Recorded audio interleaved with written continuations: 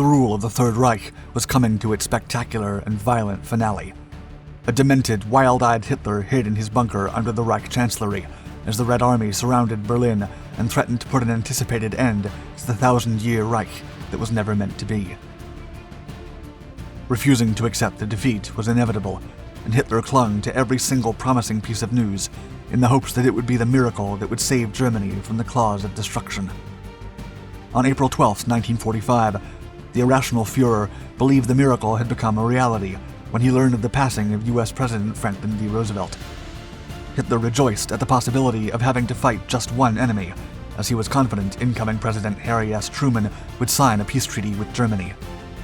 However, Truman refused to throw the German dictator a lifeline, and as Berlin fell under siege, Hitler placed his delusional hopes on General Walther Wenck, the youngest general in the Wehrmacht and the commander of the 12th Army, which was now everything standing between the Allies and Berlin. Wenck, the last hope of Nazi Germany, was given the impossible order to break the siege of Berlin at all costs and buy Germany enough time to regroup or sue for peace.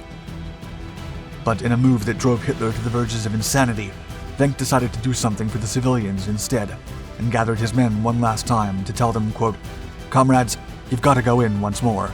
It's not about Berlin anymore. It's not about the Reich anymore. It's about the people of Berlin."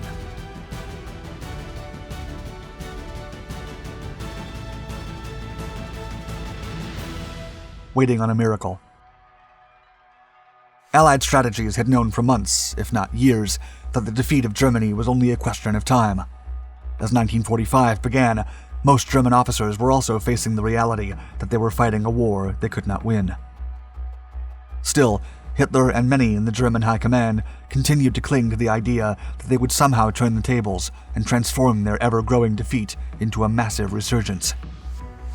Impressive wonder weapons and reaching a deal with the Americans or the Soviets before reaching Berlin were some of the things Hitler hoped could suddenly shift the tides of the conflict. The Fuhrer got even more hopeful on April 12th as he learned that the President of the United States, Franklin D. Roosevelt, had passed away. Hitler raved frantically, claiming that this was the miracle Germany had been waiting for, and that now President Harry S. Truman would surely accept peace from the Third Reich.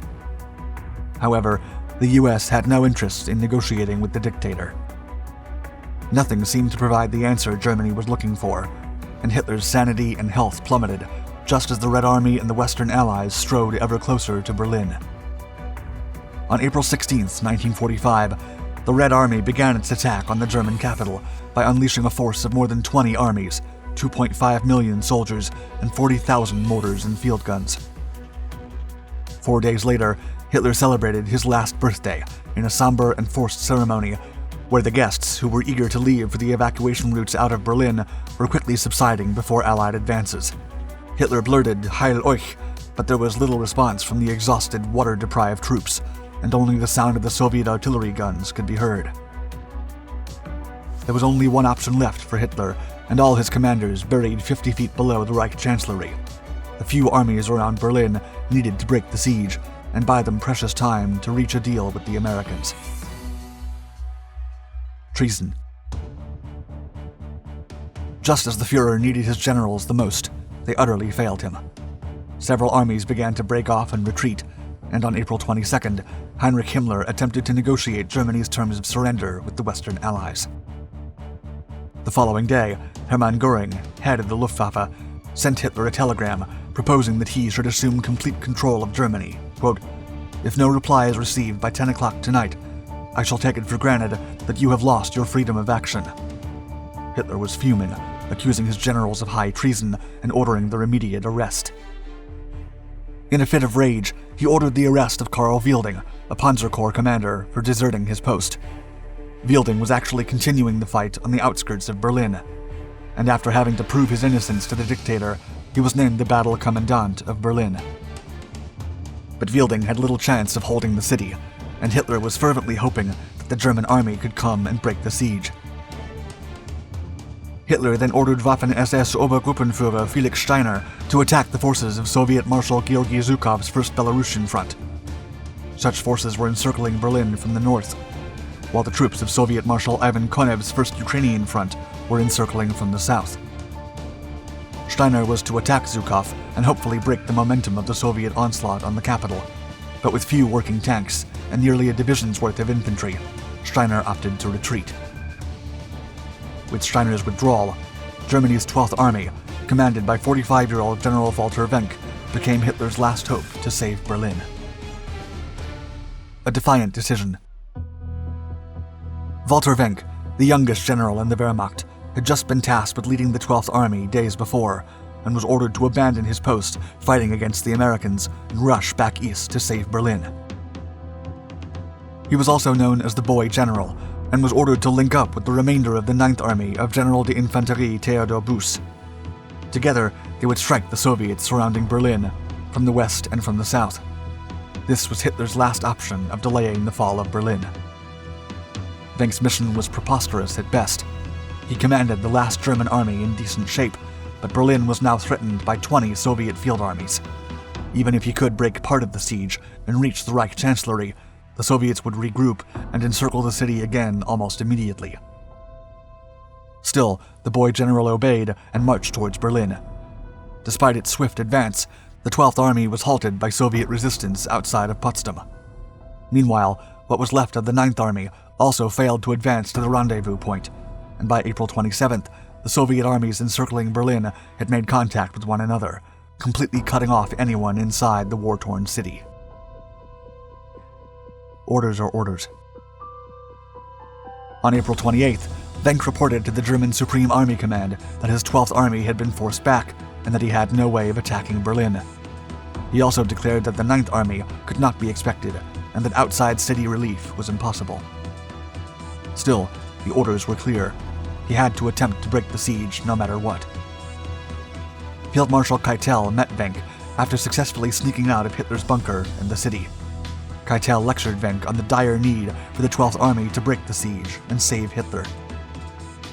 The Fuhrer, not trusting Field Marshal Keitel to deliver his unquestionable orders, commanded every radio station to broadcast them over the airwaves.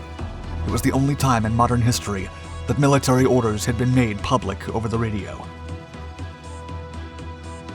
That was when Wenck reached the crossroads of his life, and he made one of his most important life decisions.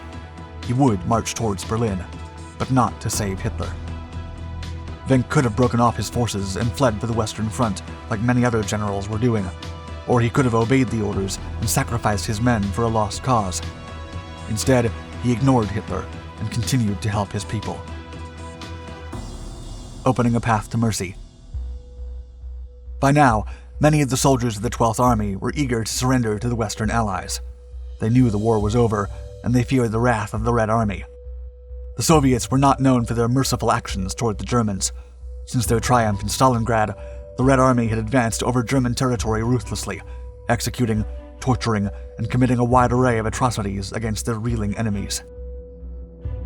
With any hope of victory long forsaken, both German servicemen and civilians had only one hope left: to surrender to the Western Allies and not fall into the hands of the Soviets. Consequently, when Wenck asked his men to fight for one more mission, many of them responded with reluctance and fear, as they longed to flee to the Western Front. But Wenck was a fearless and decisive leader, and he was able to channel his men's doubts into courage, telling them that they could save their countrymen from falling into the hands of the Soviets. The 12th Army then rushed south of Belitz to help the decimated 9th Army and help them escape. Once together, both forces orchestrated a plan to open a humanitarian corridor so that the Germans inside the city could run to the west. With no clue that Wenck had no intention of following Hitler's orders, Keitel reported back to the dictator and told him that the 12th Army was on the move. Hitler had a last rush of optimism as he awaited Wenck to pierce the Soviet wall. Meanwhile, the Germans continued to blast into the radio the idea that the 12th Army was coming to liberate Berlin and that the Americans had joined Germany against the Red Army. Until the Soviet flag was raised from the roof of the Reich Chancellery, Wenck and his army were seen as the last hope of the Third Reich and of his leader. A way out. Wenck was no stranger to humanitarian efforts. His 12th Army had been helping German refugees fleeing for Berlin for several weeks, with several accounts reporting that they provided food for about 250,000 people daily. He also helped the people from several refugee camps to the west of Berlin move further west to the American front, Wenck felt the plight of the German civilians, and he understood the fear of Soviet imprisonment. As he put together his plan to save as many people as possible, he was convinced he was doing the right thing. As April came to a close and the Red Army surrounding the German capital moved to invade the city, Wenck took advantage of the chaos to open a corridor to Berlin through the neighboring forest of Halbe. As the city was swallowed by the wrath of the Red Army, the German 12th Army was able to provide a path to safety for thousands of Berliners and soldiers that could and would not fight anymore. And according to several estimates, Wenck was able to evacuate anywhere from tens of thousands to hundreds of thousands of civilians and get them to safety across the Elbe River. Wenck's efforts were also heavily aided by the support of American General William Hood Simpson, who provided vital assistance to the thousands of refugees and deserters looking for safety. Both continued to help refugees out of the city until it wasn't possible to do so. On May 7th, Wenck was the last member of the 12th Army to cross the river and surrender to the Americans. Still, his valiant efforts in the war's final days were recognized by the Allies and the Germans alike. He was freed in 1947 and returned to Germany, where he became a successful entrepreneur and a military advisor for the newly formed Bundeswehr. Thank you for watching my video. If you enjoyed this story, don't hesitate to click on your screen and check out our other Duck Documentaries channels. We regularly publish the most thrilling warfare anecdotes, where we cover the men that changed the world, and the military technology that allowed them to do so. And to keep up to date on all of our content, click on the bell icon and stay tuned.